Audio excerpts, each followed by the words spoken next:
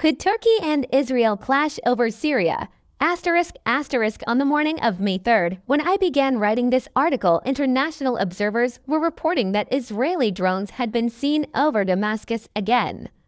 The Syrian Observatory for Human Rights had announced that the night of May 2nd to 3rd was the heaviest of the more than 20 attacks carried out by Israeli warplanes on the capital Damascus and Hama. News of Israeli attacks was also coming from Latakia. In particular, the last remaining air defense systems in Syria were being hit. On May 2nd, an attack was carried out near the Syrian Presidential Palace, and Israeli Prime Minister Benjamin Netanyahu said that this was a clear warning to Interim President Ahmed Sharaa not to touch the Druze.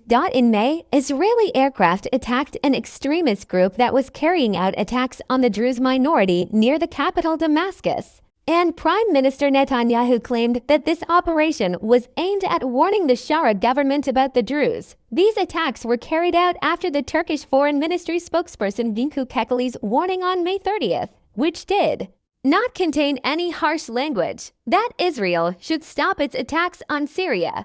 Syria, Turkey, U.S.-Israeli aircraft are hitting Syria, which has been left defenseless after a 13-year civil war.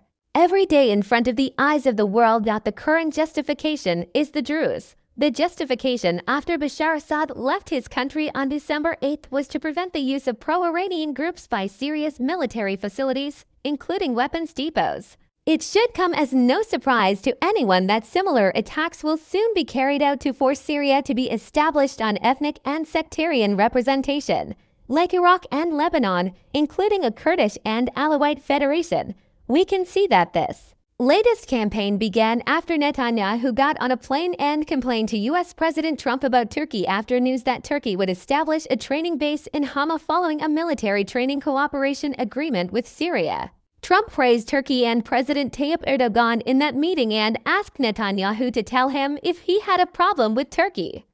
He loved Erdogan and Erdogan loved him. Meanwhile, Netanyahu should have been smart and should not have directly targeted Turkey. Syria with my friend Trump in the days following this meeting. It was announced that the Turkish and Israeli delegations held de-escalation talks in Syria with the facilitation of Azerbaijan.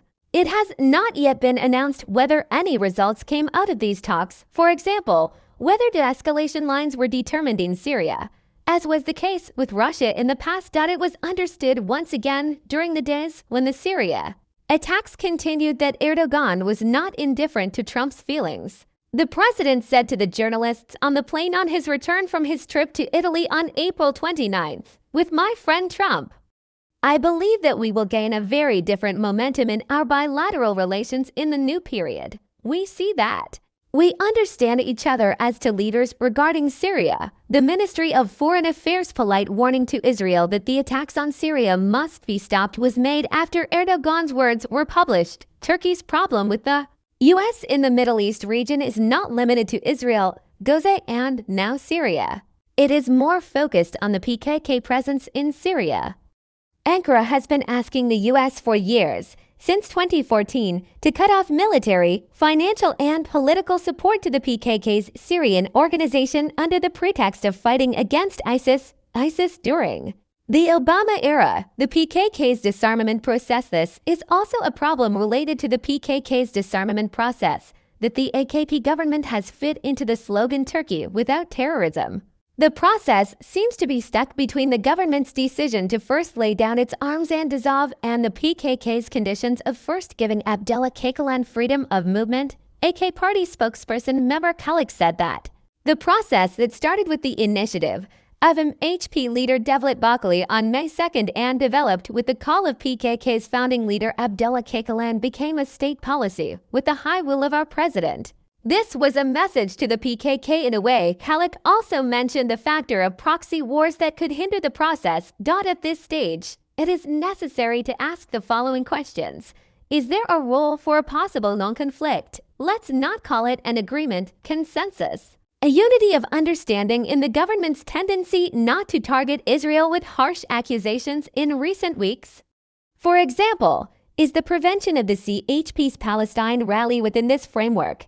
Is Erdogan's statement that he and Trump understand each other on the Syria issue related not only to Israeli attacks on Syria, but also to the process of disarmament of the PKK?